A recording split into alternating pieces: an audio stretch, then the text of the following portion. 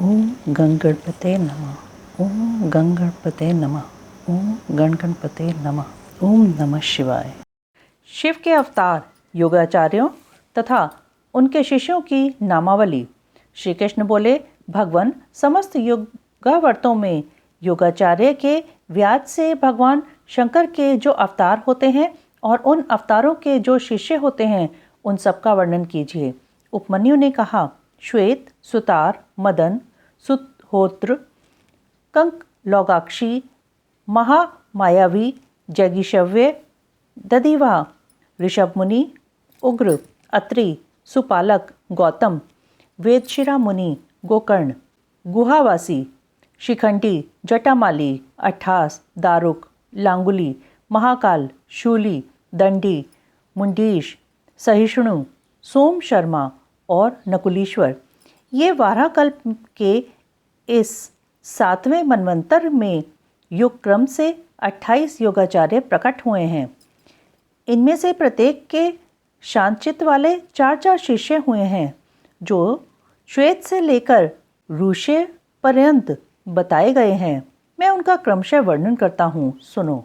श्वेत, श्वेतचिक, श्वेताश्व, श्वेत लोहित, दुदुम्भी, शत्रु, ऋचीक, केतुमान, विकोश, विकेश, विपाश, पाशनाशन, सुमुख, दुर्मुख, दुर्गम, दुरतिक्रम, सनत कुमार, सनक, सनंदन, सनातन, सुधामा, विरजा, शंख, अंडज, सारस्वत, मेघ, मेघवा, सुवाहक, कपिल, आसुरी, पंचशिक, वाशकल, पराशर, गर्ग, भार्गव, अंगिरा, बलबंधु, निरामित्र, केतुश्रृंग, तपोधन, लंबोदर, लंब, लंबात्मा, लंब केशक, सर्वज्ञ, समबुद्धि, साध्य, सिद्धि, सुधामा, कश्यप, वशिष्ठ, विरजा, अत्रि, उग्र, गुरुश्रेष्ठ, श्रवण, श्रविष्ठक, कुणी, कुणबाहु,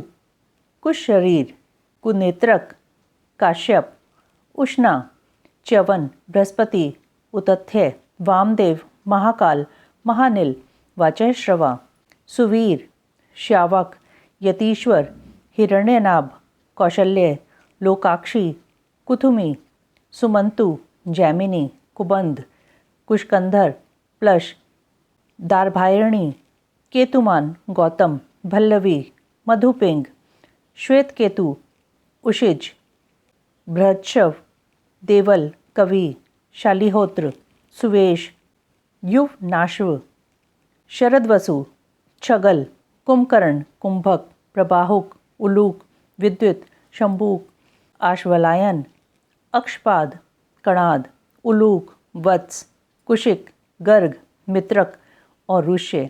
ये योगाचार्य रूपी महेश्वर के शिष्य हैं। इनकी संख्या 112 है। ये सबके सब सिद्ध पाशुपत हैं। इनका शरीर भस्म से विभूषित रहता है। ये संपूर्ण शास्त्रों के तत्वज्ञ, वेद और वेदांगों के पारंगत विद्वान, शिवाश्रम में अनुरक्त, शिव ज्ञान परायण, सब प्रकार की आसक्तियों से मुक्त, एकमात्र भगवान शिव में ही मन को लगाए रखने वाले, संपूर्ण द्वंद्वों को सहने वाले, धीर, सर्वभूत हितकारी, सरल, कोमल, स्वस्थ, क्रोध शून्य और जितेंद्रिय होते हैं। रुद्राक्ष की माला ही इनका आभूषण है। उनके मस्तक त्रिपुंड से अंकित होते हैं। उनमें से कोई तो शिखा के रूप में ही जटा धारण करते हैं, किन्हीं के सारे केश ही जटा रूप होते हैं। कोई कोई ऐसे हैं जो जटा नहीं रखते हैं और कितने ही सदा माथा मुंडाए रहते हैं। वे प्रायः फल मूल का आहार करते हैं, प्राणायाम साधन में तत्पर होते हैं। मैं शिव का हूँ, इस अभिमान से युक्त होते हैं। सदा शिव के ही चिंतन में लगे रहते हैं। उन्होंने संसार रूपी विषवृक्ष के अंकुर को मथ डाला है। वे सदा परम धाम में जाने के लिए ही कटिबद्ध होते हैं। जो योगाचार्यों सहित इन शिष्यों को जान मानकर सदा शिव की आराधना करता है, वह शिव का सायुज्य प्राप्त कर लेता है। इसमें कोई अन्यथा विचार नहीं करना चाहिए। भगवान शिव के प्रति श्रद्धा भक्ति की आवश्यकता का प्रतिपादन, शिव धर्म के 4 पादों का वर्णन एवं ज्ञान योग के साधनों तथा शिव धर्म के अधिकारियों का निरूपण, शिव पूजन के अनेक प्रकार एवं अनन्य चित्त से भजन की महिमा।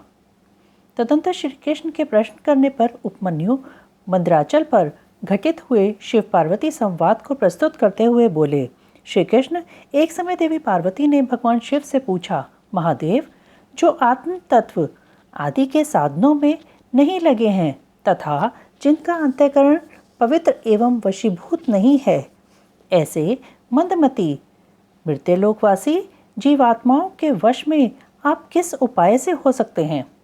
महादेव जी बोले, देवी, यदि साधक के मन में श्रद्धा भक्ति न हो तो पूजन कर्म, तपस्या, जप, आसन आदि ज्ञान तथा अन्य साधन से भी मैं उसके वशीभूत नहीं होता हूँ।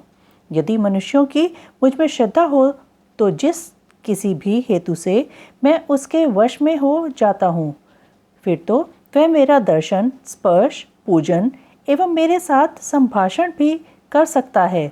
अतः जो मुझे वश में करना चाहे उसे पहले मेरे प्रति श्रद्धा करनी चाहिए।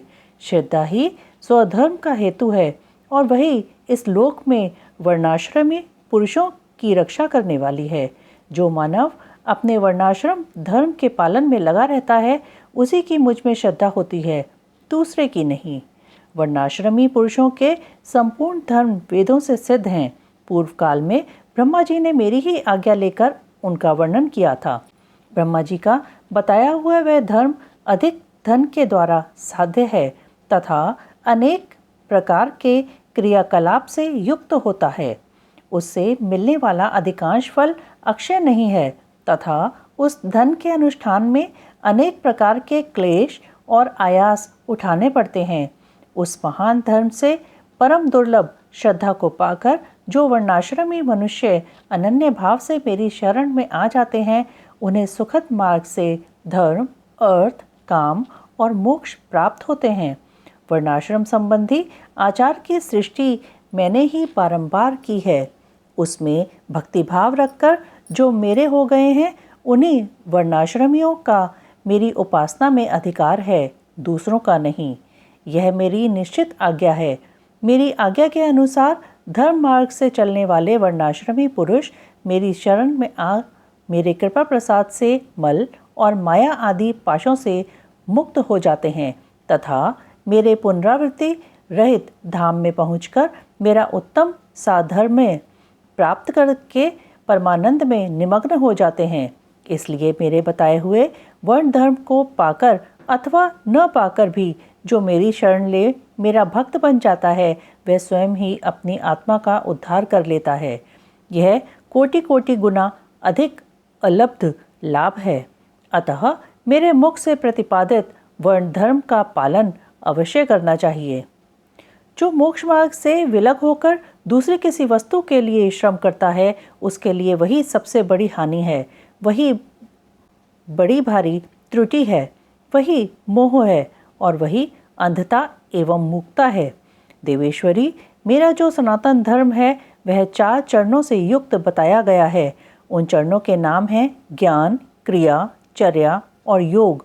पशु, पाश और पति का ज्ञान ही ज्ञान कहलाता है। गुरु के अधीन जो विधि पूर्वक षड्व शोधन का कार्य होता है, उसे क्रिया कहते हैं। मेरे द्वारा विहित वर्णाश्रम प्रयुक्त जो मेरे पूजन आदि धर्म हैं, उनके आचरण का नाम चर्या है। मेरे बताए हुए मार्ग से ही मुझ में सुस्थिर भाव से चित्त लगाने वाले साधक के द्वारा जो अंतःकरण की अन्य वृत्तियों का निरोध किया जाता है, उसी को योग कहते हैं।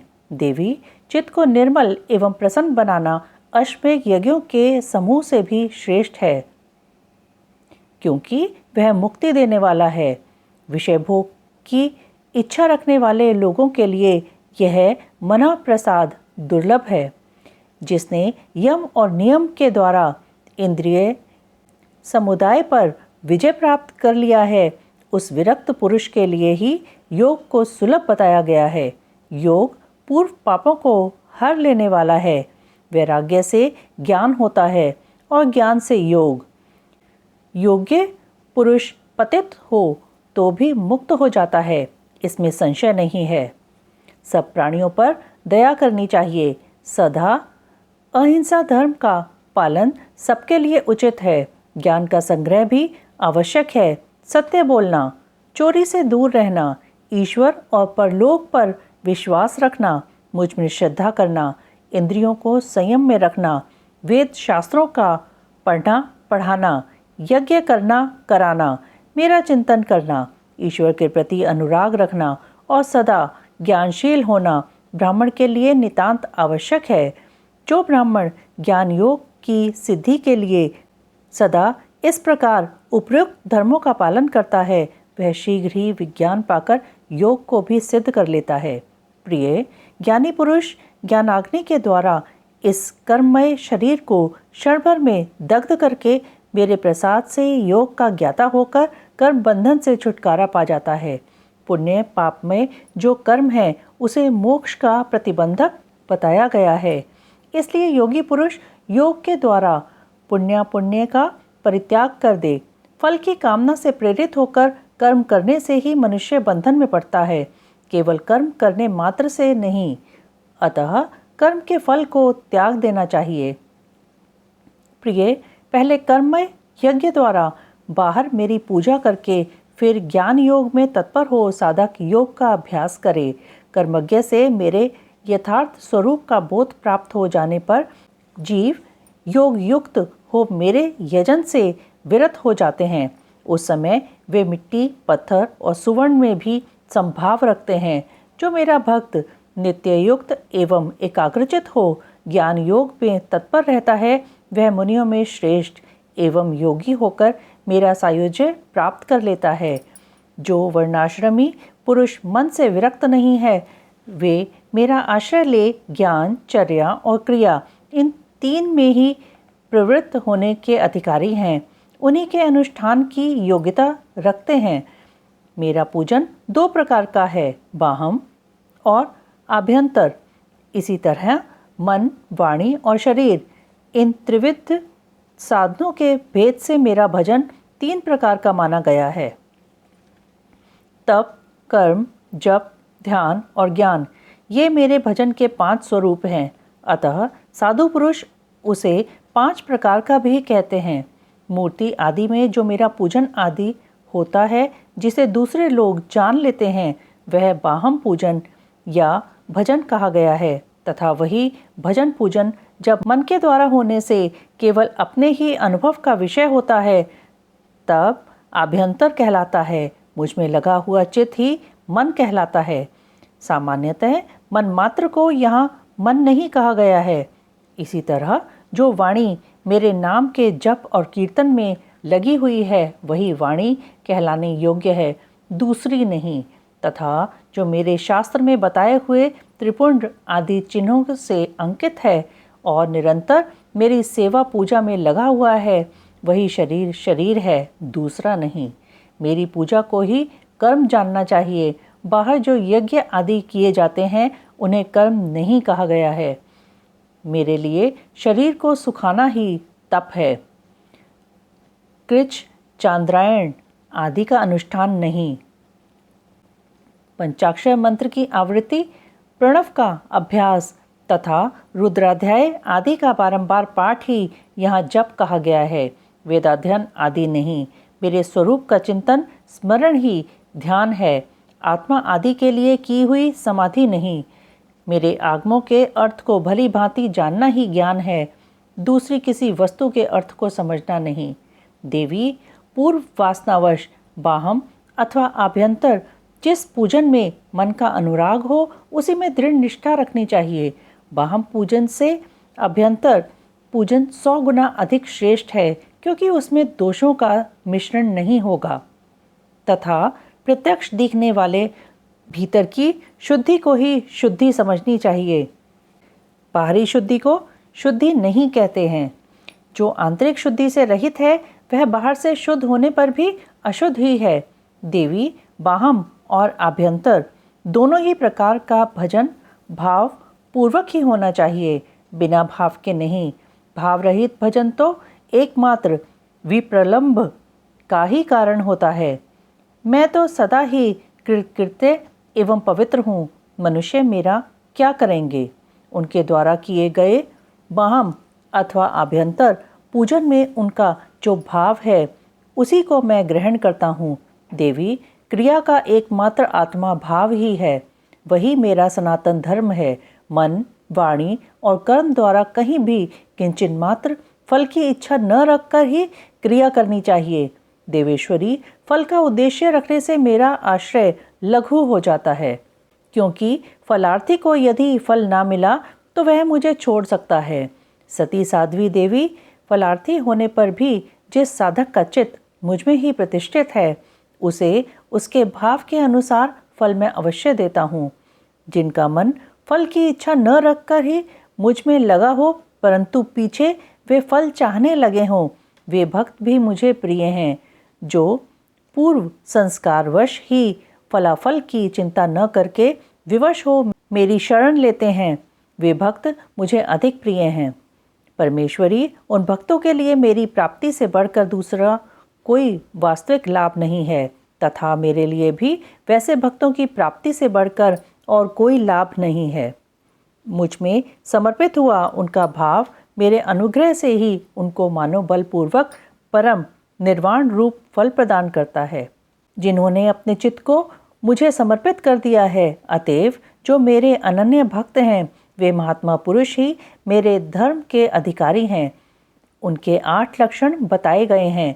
मेरे भक्तजनों के प्रति स्नेह, मेरी पूजा का अनुमोदन, स्वयं की भी मेरे पूजन में प्रवृत्ति, मेरे लिए ही शारीरिक चेष्टाओं का होना, मेरी कथा सुनने में भक्ति भाव, कथा सुनते समय स्वर, नेत्र और अंगों में विकार का होना, बारंबार मेरी स्मृति और सदा मेरे आश्रित रहकर ही जीवन निर्वाह करना, ये 8 प्रकार के चिन्ह यदि किसी म्लेच्छ में भी हों तो वह विप्र शिरोमणि श्रीमान मुनि है, वह सन्यासी है और वही पंडित है।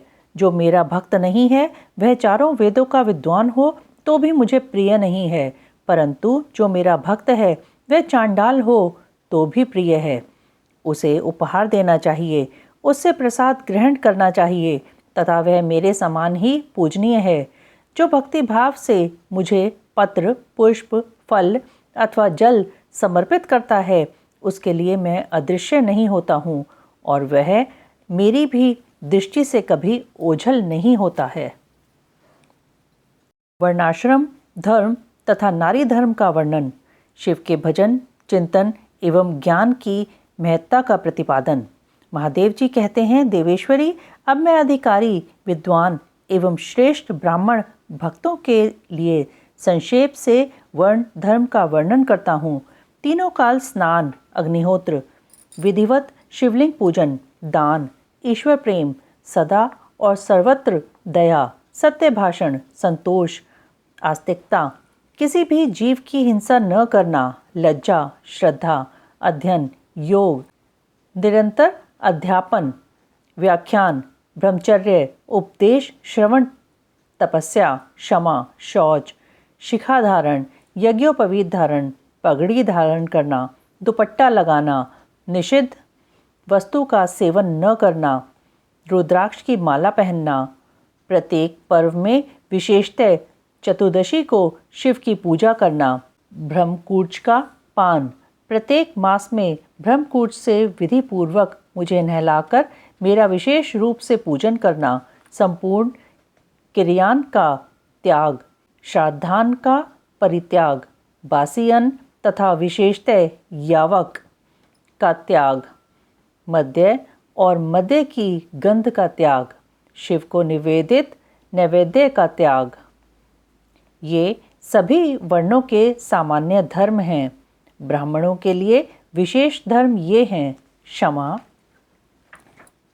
शांति, संतोष, सत्य, अस्तेय, ब्रह्मचर्य, शिव ज्ञान, वैराग्य, भस्म सेवन और सब प्रकार की आसक्तियों से निवृत्ति। इन 10 धर्मों का ब्राह्मणों का विशेष धर्म कहा गया है। अब योगियों के लक्षण बताते हैं।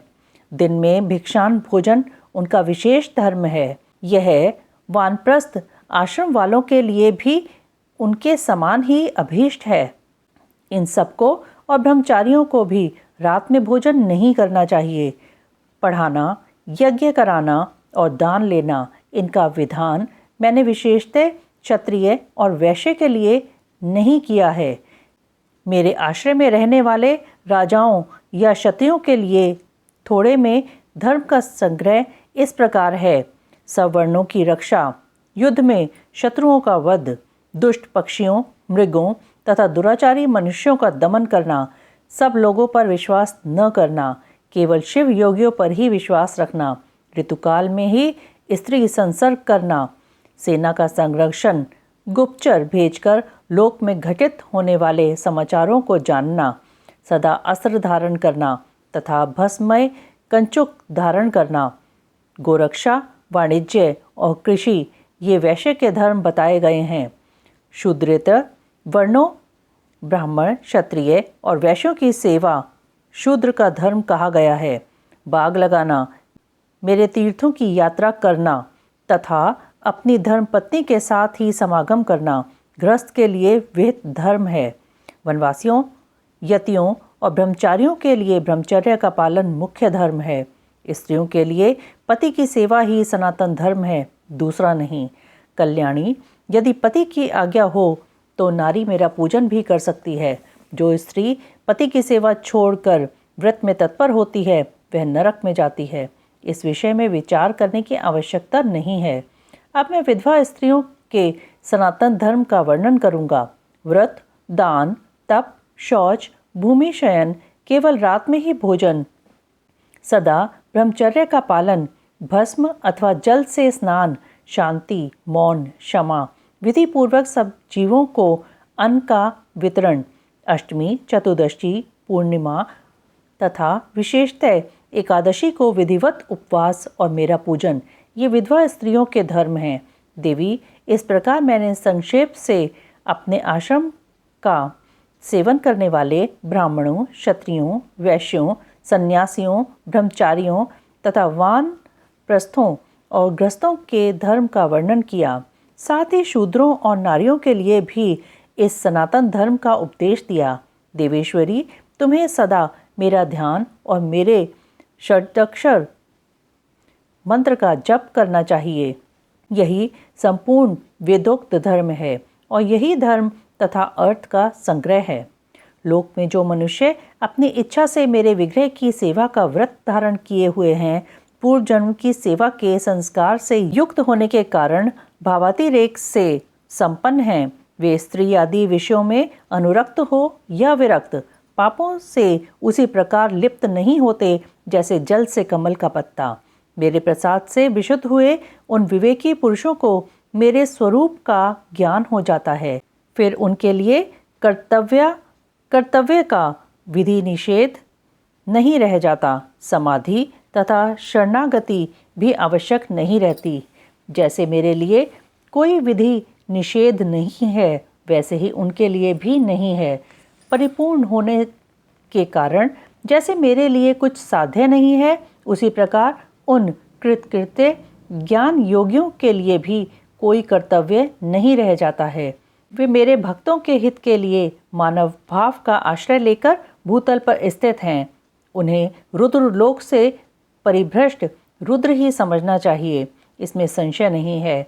जैसे मेरी आज्ञा ब्रह्मा आदि देवताओं को कार्य में प्रवृत्त करने वाली है, उसी प्रकार उन शिव योगियों की आज्ञा भी अन्य मनुष्यों को कर्तव्य कर्म में लगाने वाली है। वे मेरी आज्ञा के आधार हैं। उनमें अतिशय सद्भाव भी है, इसलिए उनका दर्शन करने मात्र से सब पापों का नाश हो जाता है तथा प्रशस्त फल की प्राप्ति को सूचित करने वाले विश्वास की भी वृद्धि होती है।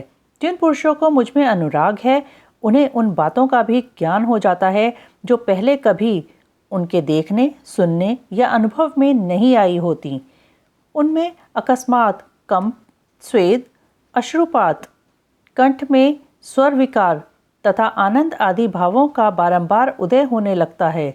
ये सब लक्षण उनमें कभी एक एक करके अलग अलग प्रकट होते हैं और कभी संपूर्ण भावों का एक साथ उदय होने लगता है।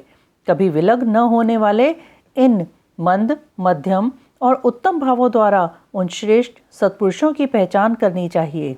जैसे जब लोहा आग में तपकर लाल हो जाता है, तब केवल लोहा नहीं रह जाता, उसी तरह मेरा सानिध्य प्राप्त होने से वे केवल मनुष्य नहीं रह जाते, मेरा स्वरूप हो जाते हैं।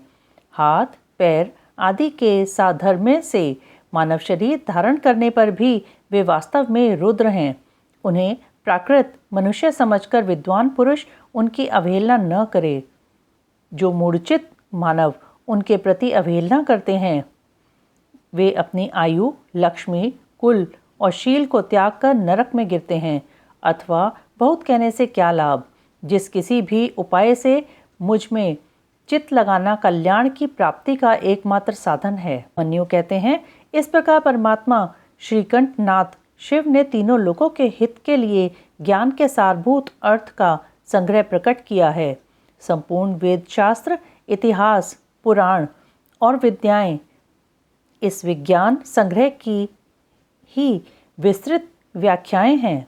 ज्ञान, ज्ञेय, अनुष्ठेय, अधिकार, साधन और साध्य, इन 6 अर्थों का ही यह संक्षिप्त संग्रह बताया गया है।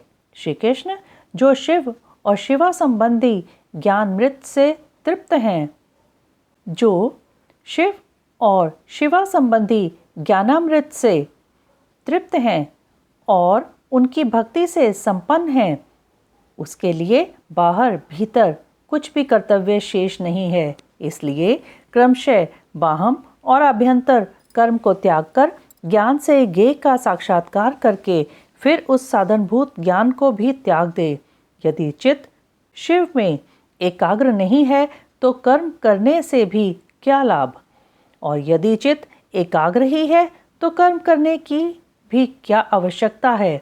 अतः बाहर और भीतर के कर्म करके या न करके जिस किसी भी उपाय से भगवान शिव में चित्त लगाए, जिनका चित्त भगवान शिव में लगा है और जिनकी बुद्धि सुस्थिर है, ऐसे सत्पुरुषों को इहलोक और परलोक में भी सर्वत्र परमानंद की प्राप्ति होती है। यहाँ ओम नमः शिवाय इस मंत्र से सब सिद्धियाँ सुलभ होती हैं। अतः परावर विभूति की प्राप्ति के लिए इस मंत्र का ज्ञान प्राप्त करना चाहिए। पंचाक्षर मंत्र के महात्म्य का वर्णन।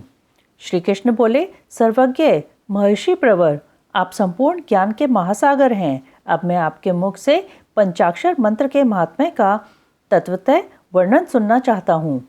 उपमन्यु ने कहा, देवकी नंदन, पंचाक्षर मंत्र के महात्म्य का विस्तार पूर्वक वर्णन तो 100 करोड़ वर्षों में भी नहीं किया जा सकता।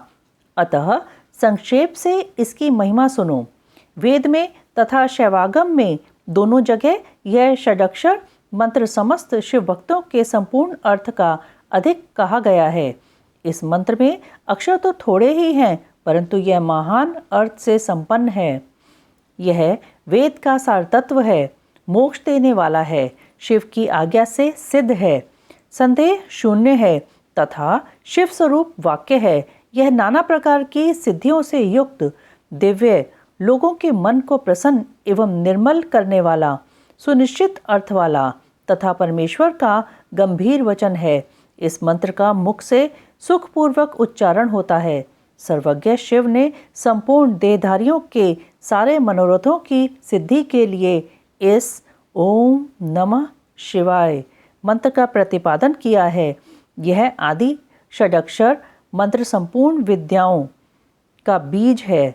जैसे वट के बीज में महान वृक्ष छिपा हुआ है, उसी प्रकार अत्यंत सूक्ष्म होने पर भी इस मंत्र को महान अर्थ से परिपूर्ण समझना चाहिए।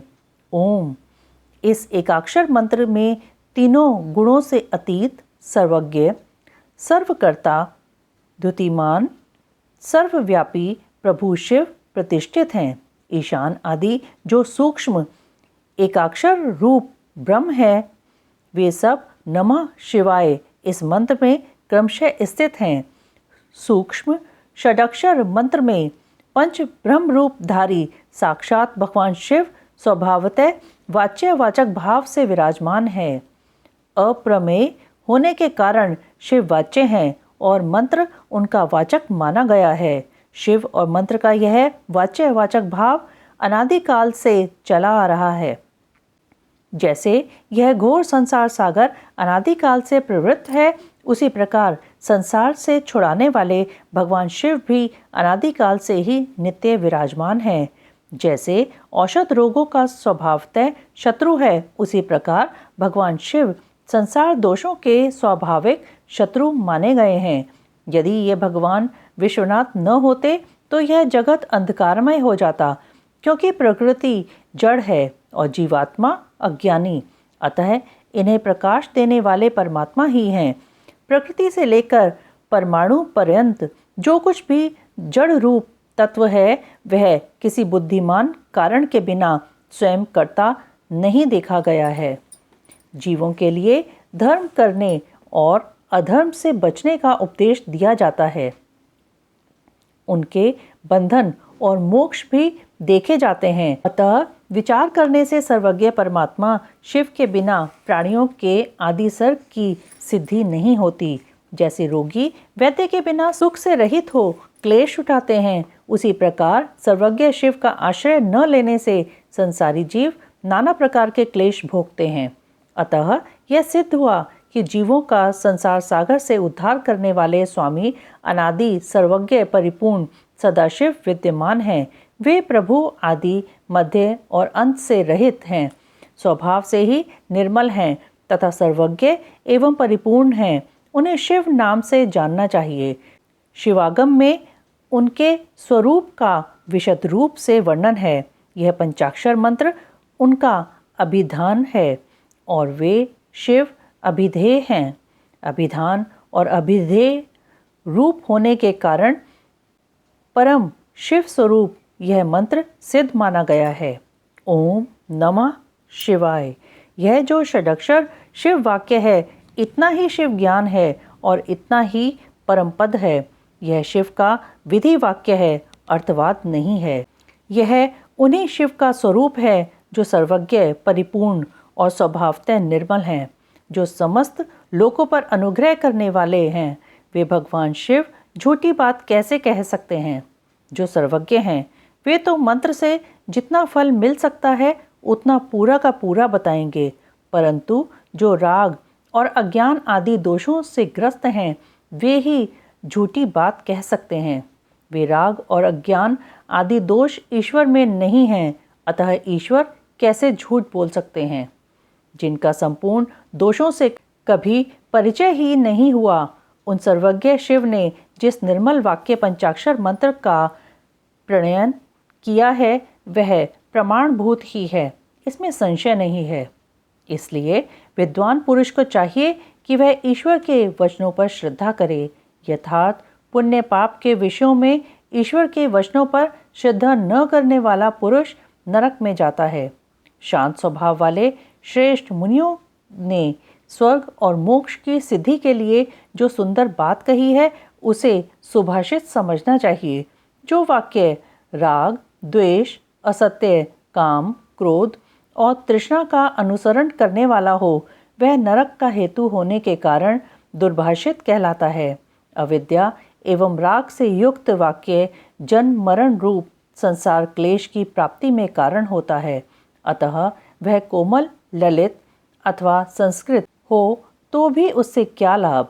जिसे सुनकर कल्याण की प्राप्ति हो तथा राग आदि दोषों का नाश हो जाए, वह वाक्य सुंदर शब्दावली से युक्त न हो तो भी शोभन तथा समझने योग्य है। मंत्रों की संख्या बहुत होने पर भी जिस विमल षडक्षर मंत्र का निर्माण सर्वज्ञ शिव ने किया है, उसके समान कहीं कोई दूसरा मंत्र नहीं है। षडक्षर मंत्र में 6 अंगों सहित संपूर्ण वेद और शास्त्र विद्यमान हैं, अतः उसके समान दूसरा कोई मंत्र कहीं नहीं है। 7 करोड़ महामंत्रों और अनेकानेक उपमंत्रों से यह षडक्षर मंत्र उसी प्रकार भिन्न है जैसे वृत्ति से सूत्र।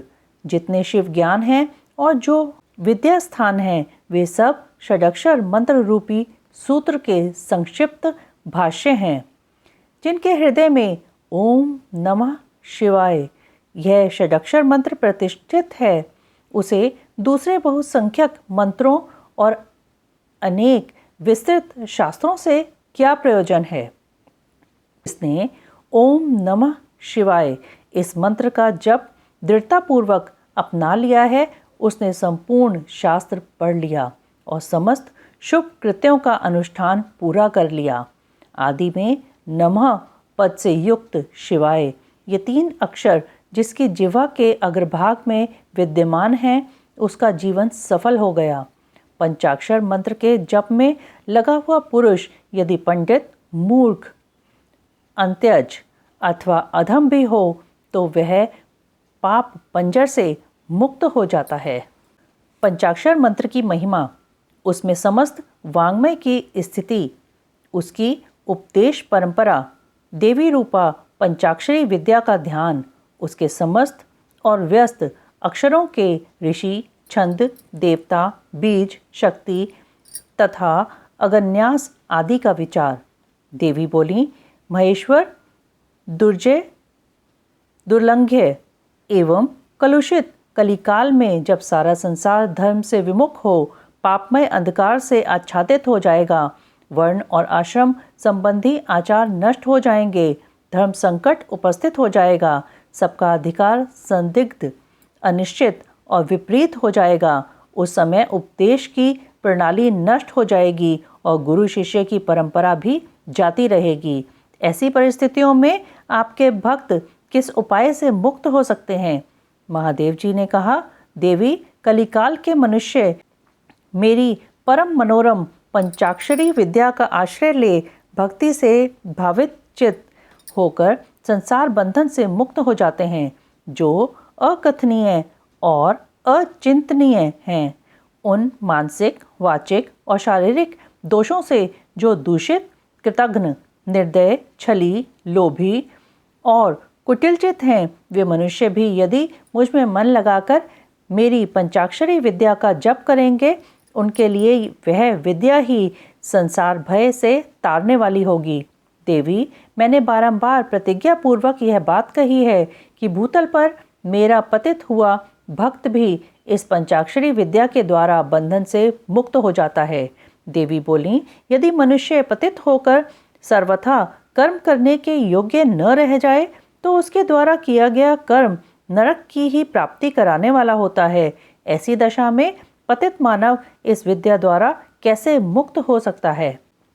महादेव जी ने कहा, सुंदरी, तुमने यह बहुत ठीक बात पूछी है, अब इसका उत्तर सुनो। मैंने पहले इस विषय को गोपनीय समझकर अब तक प्रकट नहीं किया था। यदि पतित मनुष्य मोहवश मंत्रों के उच्चारण पूर्वक मेरा पूजन करे तो वह निसंदेह नरकगामी हो सकता है, किंतु पंचाक्षर मंत्र के लिए ऐसा प्रतिबंध नहीं है। जो केवल जल पीकर और हवा खाकर तप करते हैं तथा दूसरे लोग जो नाना प्रकार के व्रतों द्वारा अपने शरीर को सुखाते हैं, उन्हें इन व्रतों द्वारा मेरे लोक की प्राप्ति नहीं होती, परंतु जो भक्ति पूर्वक पंचाक्षर मंत्र से ही एक बार मेरा पूजन कर लेता है, वह भी इस मंत्र के ही प्रताप से मेरे धाम में पहुंच जाता है। इसलिए तप, यज्ञ, व्रत और नियम पंचाक्षर द्वारा मेरे पूजन की करोड़वीं कला के समान भी नहीं है। कोई बद्ध हो या मुक्त जो पंचाक्षर मंत्र के द्वारा मेरा पूजन करता है, वह अवश्य ही संसार पाश से छुटकारा पा जाता है। देवी, ईशान आदि 5 ब्रह्म जिसके अंग हैं, उस षडाक्षर या पंचाक्षर मंत्र के द्वारा जो भक्ति भाव से मेरा पूजन करता है, वह मुक्त हो जाता है। कोई पतित हो या अपतित, वह इस पंचाक्षर मंत्र के द्वारा मेरा पूजन करे। मेरा भक्त पंचाक्षर मंत्र का उपदेश गुरु से ले चुका हो या नहीं, वह क्रोध को जीतकर इस मंत्र के द्वारा मेरी पूजा किया करे। जिसने मंत्र की दीक्षा नहीं ली है, उसकी अपेक्षा दीक्षा लेने वाला पुरुष कोटि कोटि गुणा अधिक माना गया है। अतः देवी, दीक्षा लेकर ही इस मंत्र से मेरा पूजन करना चाहिए। जो इस मंत्र की दीक्षा लेकर मैत्री, मुदिता आदि गुणों से युक्त तथा ब्रह्मचर्य परायण हो भक्ति भाव से मेरा पूजन करता है वह मेरी समता प्राप्त कर लेता है। इस विषय में अधिक कहने से क्या लाभ। मेरे पंचाक्षर मंत्र में सभी भक्तों का अधिकार है, इसलिए वह श्रेष्ठतर मंत्र है। पंचाक्षर के प्रभाव से ही लोक, वेद, महर्षि, सनातन धर्म, देवता तथा यह संपूर्ण जगत टिके हुए हैं। देवी प्रलय काल आने पर जब चराचर जगत नष्ट हो जाता है और सारा प्रपंच प्रकृति में मिलकर वहीं लीन हो जाता है, तब मैं अकेला ही स्थित रहता हूँ, दूसरा कोई कहीं नहीं रहता। उस समय समस्त देवता और शास्त्र पंचाक्षर मंत्र में स्थित होते हैं, अतः मेरी शक्ति से पालित होने के कारण वे नष्ट नहीं होते हैं। तदंतर मुझसे प्रकृति और पुरुष के भेद से युक्त सृष्टि होती है। तत्पश्चात त्रिगुणात्मक मूर्तियों का संहार करने वाला अवान्तर प्रलय होता है।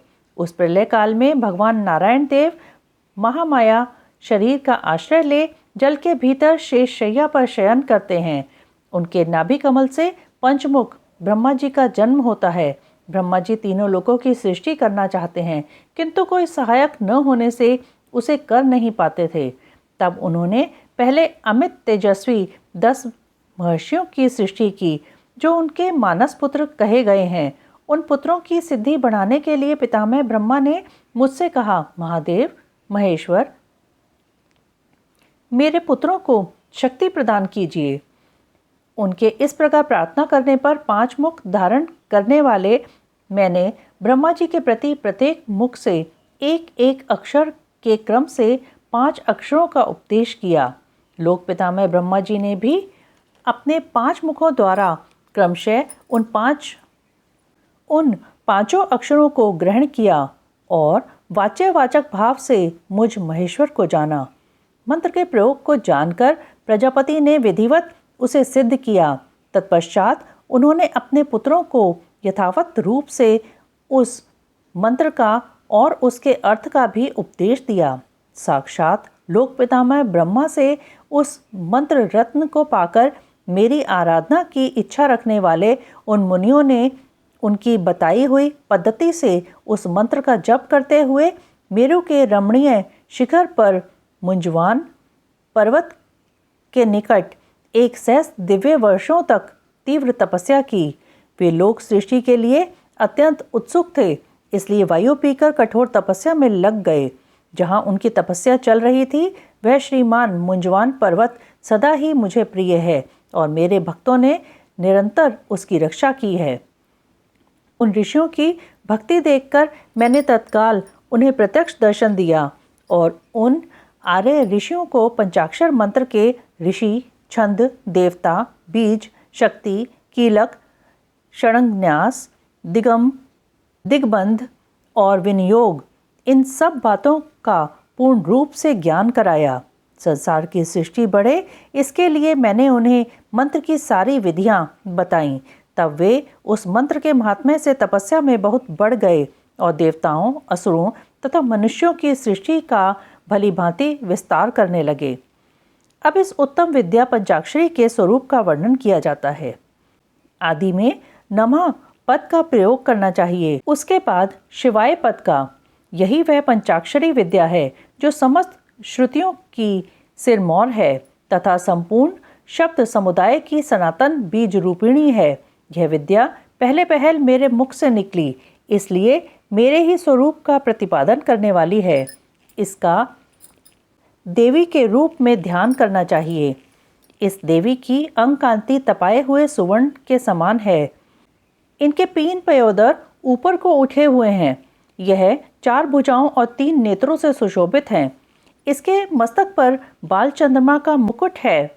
2 हाथों में पद्म और उत्पल हैं। अन्य 2 हाथों में वरद और अभय की मुद्रा है।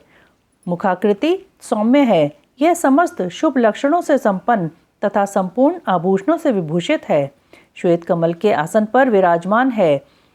इसके काले काले घुंघराले केश बड़ी शोभा पा रहे हैं। इसके अंगों में 5 प्रकार के वर्ण हैं जिनकी रश्मियां प्रकाशित हो रही हैं। वे वर्ण हैं पीत, कृष्ण, धूम्र, स्वर्णिम तथा रक्त। इन वर्णों का यदि पृथक पृथक प्रयोग हो तो इन्हें बिंदु और नाद से विभूषित करना चाहिए। बिंदु की आकृति अर्धचंद्र के समान है और नाद की आकृति दीप शिखा के समान। सुमुखी, यूं तो इस मंत्र के सभी अक्षर बीज रूप हैं, तथापि उनमें दूसरे अक्षर को इस मंत्र का बीज समझना चाहिए। दीर्घ स्वर पूर्वक जो चौथा वर्ण है उसे कीलक और पांचवें वर्ण को शक्ति समझना चाहिए। इस मंत्र के वामदेव ऋषि हैं और पंक्ति छंद है। वरानने, मैं शिव ही इस मंत्र का देवता हूँ। वरारोहे, गौतम, अत्रि, विश्वामित्र, अंगिरा और भरद्वाज ये नकार आदि वर्णों के क्रमशः ऋषि माने गए हैं। गायत्री, अनुष्टुप, त्रिष्टुप, बृहति और विराट ये क्रमशः पांचों अक्षरों के छंद हैं। इंद्र, रुद्र, विष्णु, ब्रह्मा और स्कंद ये क्रमशः उन अक्षरों के देवता हैं। वरानने, मेरे पूर्व आदि चारों दिशाओं के तथा ऊपर के पांचों मुख इन नकारादि अक्षरों के क्रमशः स्थान हैं। पंचाक्षर मंत्र का पहला अक्षर उदात्त है, दूसरा और चौथा भी उदात्त ही है, पांचवा स्वरित है और तीसरा अक्षर अनुदात्त माना गया है। इस पंचाक्षर मंत्र के मूल विद्या शिव, शैव, सूत्र तथा पंचाक्षर नाम जाने। शैव बीज प्रणव मेरा विशाल हृदय है। नकार सिर कहा गया है। मकार शिखा है। शी कवच है। वा नेत्र है और यकार अस्त्र है। इन वर्णों के अंत में अंगों के चतुर्थ्यंत रूप के साथ क्रमशः नमः शिवाय, वषट, हुम, वौषट और फट जोड़ने से अगन्यास होता है। देवी, थोड़े से भेद के साथ यह तुम्हारा भी मूल मंत्र है। उस पंचाक्षर मंत्र में जो पांचवा वर्ण य है उसे 12वें स्वर से विभूषित किया जाता है, अर्थात नमः शिवाय के स्थान में नमः शिवाय कहने से यह देवी का मूल मंत्र हो जाता है। अतः साधक को चाहिए कि वह इस मंत्र से मन, वाणी और शरीर के भेद से हम दोनों का पूजन, जप और होम आदि करे। देवी, जिसकी जैसी समझ हो, जिसे जितना समय मिल सके, जिसकी जैसी बुद्धि, शक्ति, संपत्ति, उत्साह एवं योग्यता और प्रीति हो, उसके अनुसार वह शास्त्र विधि से जब कभी, जहाँ कहीं अथवा जिस किसी भी साधन द्वारा मेरी पूजा कर सकता है, उसकी की हुई वह पूजा उसे अवश्य मोक्ष की प्राप्ति करा देगी। सुंदरी, मुझ में मन लगाकर जो कुछ क्रम या व्युत क्रम से किया गया हो वह कल्याणकारी तथा मुझे प्रिय होता है। तथापि जो मेरे भक्त हैं और कर्म करने में अत्यंत विवश नहीं हो गए हैं, उनके लिए सब शास्त्रों में मैंने ही नियम बनाया है। उस नियम का उन्हें पालन करना चाहिए। मैं पहले मंत्र की दीक्षा लेने का शुभ विधान बता रहा हूँ, जिसके बिना मंत्र जप निष्फल होता है और जिसके होने से जप कर्म अवश्य सफल होता है।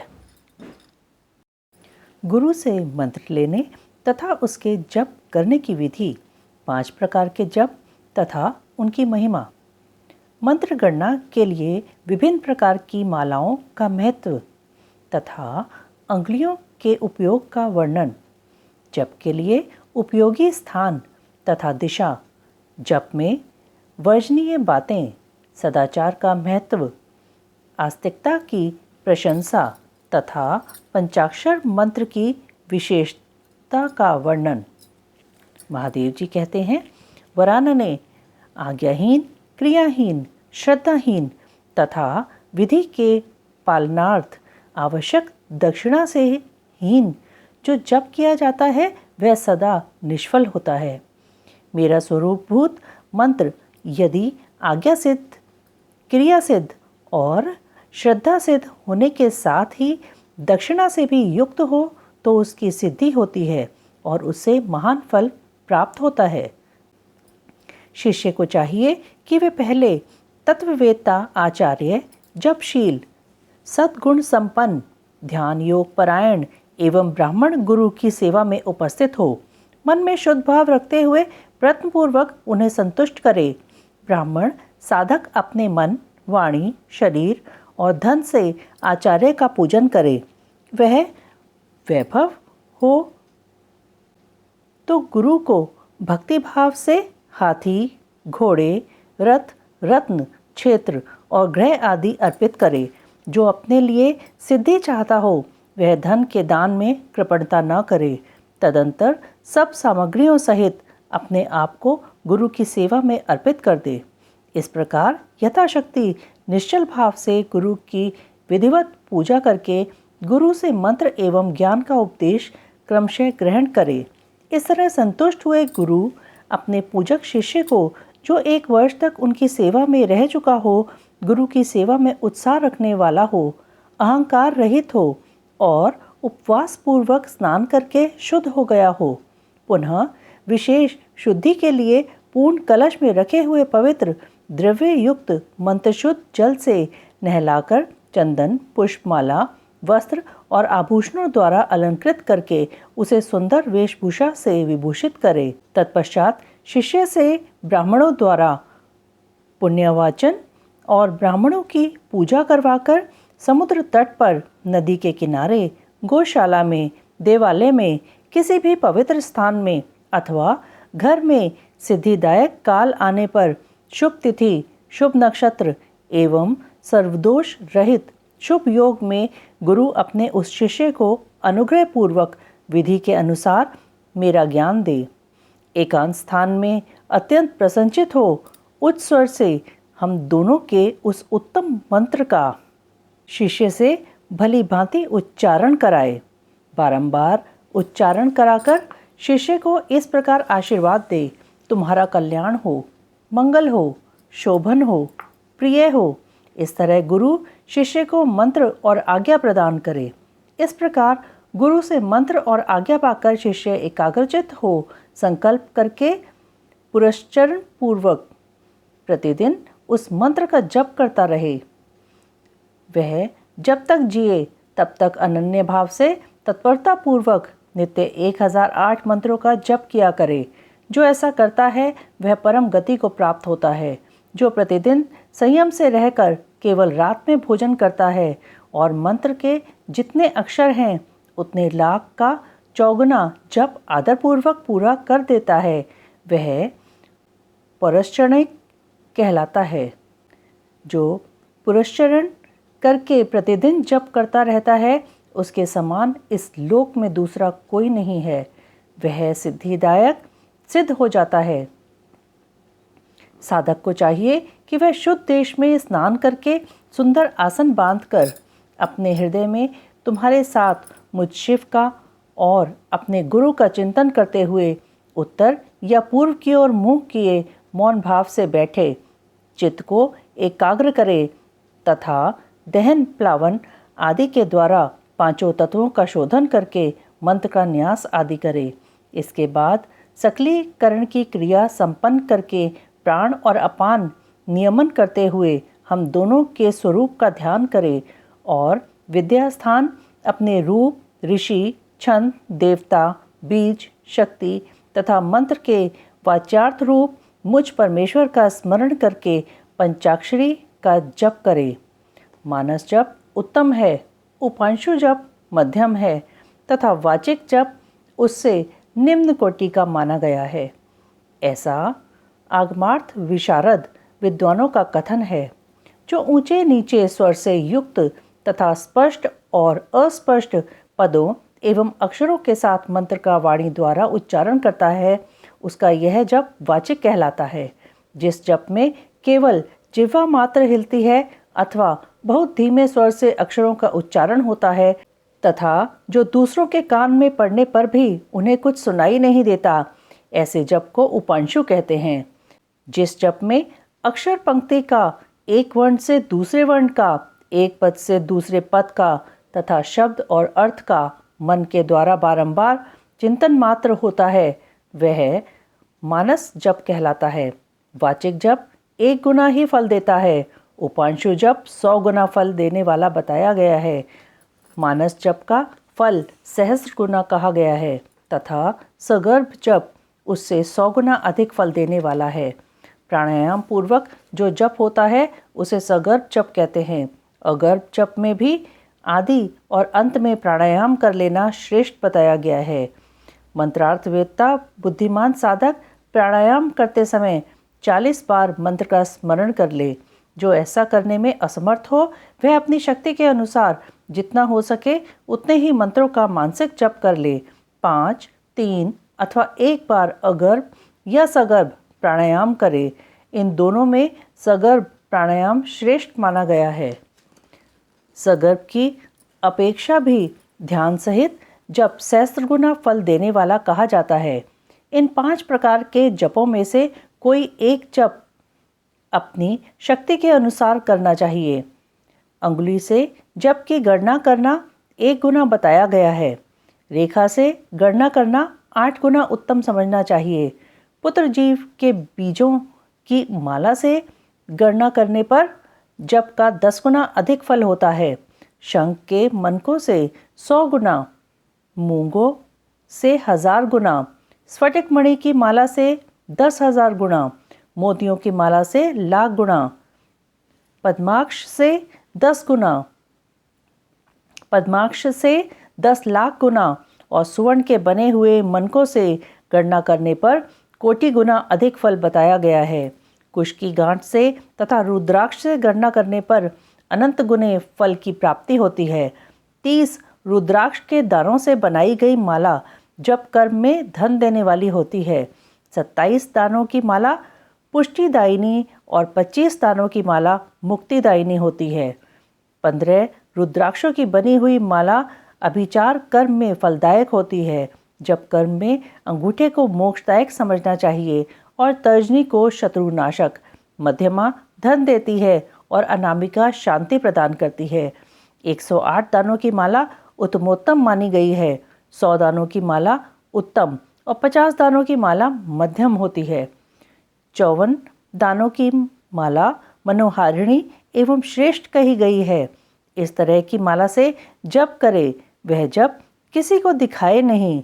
कनिष्ठिका अंगुली अक्षरिणी मानी गई है, इसलिए जप कर्म में शुभ है। दूसरी अंगुलियों के साथ अंगुष्ठ द्वारा जप करना चाहिए, क्योंकि अंगुष्ठ के बिना किया हुआ जप निष्फल होता है। घर में किए हुए जप को समान या 1 गुना समझना चाहिए। गौशाला में उसका फल 100 गुना हो जाता है। पवित्र वन या उद्यान में किए हुए जप का फल सहस्त्र गुना बताया जाता है।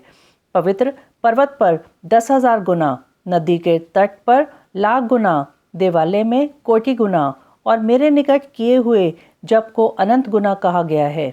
सूर्य, अग्नि, गुरु, चंद्रमा, दीपक, जल, ब्राह्मण और गौओं के समीप किया हुआ जप श्रेष्ठ होता है।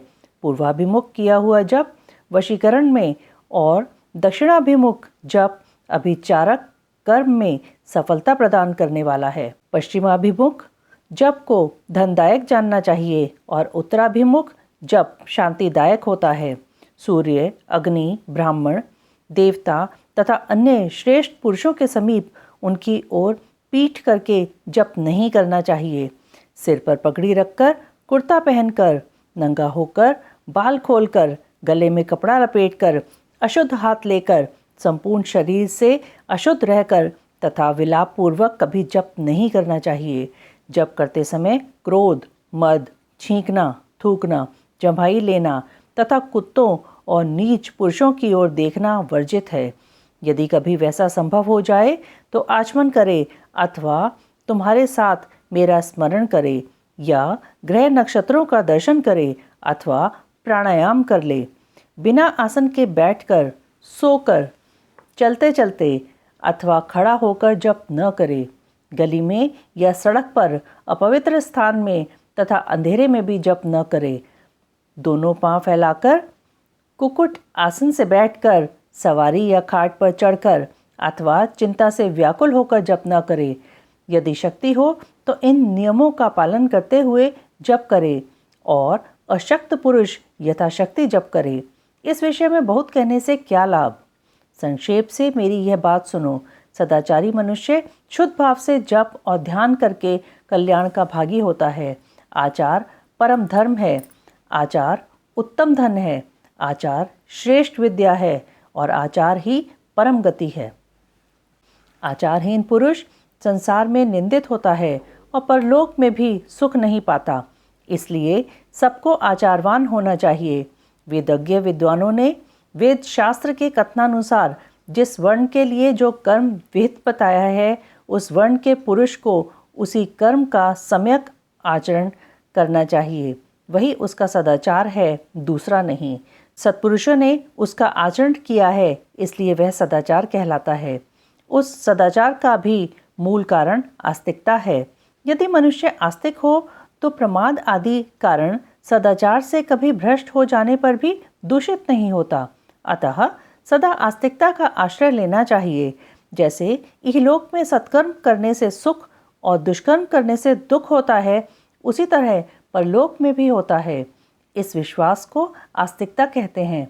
सदाचार से हीन, पतित और अंत्यज का उद्धार करने के लिए कलयुग में पंचाक्षर मंत्र से बढ़कर दूसरा कोई उपाय नहीं है। चलते फिरते, खड़े होते अथवा स्वेच्छानुसार कर्म करते हुए अपवित्र या पवित्र पुरुष के जप करने पर भी यह मंत्र निष्फल नहीं होता। अंत्यज, मूर्ख, मूढ़, पतित, मर्यादा रहित और नीच के लिए भी यह मंत्र निष्फल नहीं होता। किसी भी अवस्था में पड़ा हुआ मनुष्य भी यदि मुझ में उत्तम भक्ति भाव रखता है तो उसके लिए यह मंत्र निसंदेह सिद्ध होगा ही, किंतु दूसरे किसी के लिए वह सिद्ध नहीं हो सकता। प्रिय, इस मंत्र के लिए लग्न, तिथि, नक्षत्र, वार और योग आदि का अधिक विचार अपेक्षित नहीं है। यह मंत्र कभी सुप्त नहीं होता, सदा जागृत ही रहता है। यह महामंत्र कभी किसी का शत्रु नहीं होता। यह सदा सुसिद्ध, सिद्ध अथवा साध्य ही रहे। सिद्ध गुरु के उपदेश से प्राप्त हुआ मंत्र सुसिद्ध कहलाता है। असिद्ध गुरु का भी दिया हुआ मंत्र सिद्ध कहा गया है। जो केवल परंपरा से प्राप्त हुआ है, किसी गुरु के उपदेश से नहीं मिला है, वह मंत्र साध्य होता है। जो मुझ में, मंत्र में तथा गुरु में अतिशय श्रद्धा रखने वाला है, उसको मिला हुआ मंत्र किसी गुरु के द्वारा साधित हो या असाधित सिद्ध होकर ही रहता है, इसमें संशय नहीं है। इसलिए अधिकार की दृष्टि से विघ्न युक्त होने वाले दूसरे मंत्रों को त्याग कर विद्वान पुरुष साक्षात परमा विद्या पंचाक्षरी का आश्रय ले। दूसरे मंत्रों के सिद्ध हो जाने से ही यह मंत्र सिद्ध नहीं होता, परंतु इस महामंत्र के सिद्ध होने पर वे दूसरे मंत्र अवश्य सिद्ध हो जाते हैं। महेश्वरी जैसे अन्य देवताओं के प्राप्त होने पर भी मैं नहीं प्राप्त होता, परंतु मेरे प्राप्त होने पर वे सब देवता प्राप्त हो जाते हैं। यही न्याय इन सब मंत्रों के लिए भी है। सब मंत्रों के जो दोष हैं वे इस मंत्र में संभव नहीं है, क्योंकि यह मंत्र जाति आदि की अपेक्षा न रखकर प्रवृत्त होता है। तथापि छोटे छोटे तुच्छ फलों के लिए सहसा इस मंत्र का विनियोग नहीं करना चाहिए, क्योंकि यह मंत्र महान फल देने वाला है। उपमन्यु कहते हैं, यदुनंदन, इस प्रकार त्रिशूलधारी महादेव जी ने तीनों लोकों के हित के लिए साक्षात महादेवी पार्वती से इस पंचाक्षर मंत्र की विधि कही थी। जो एकाग्रचित हो, भक्ति भाव से इस प्रसंग को सुनता या सुनाता है, वह सब पापों से मुक्त हो परम गति को प्राप्त होता है। ओम नमः शिवाय, ओम नमः शिवाय, ओम नमः शिवाय।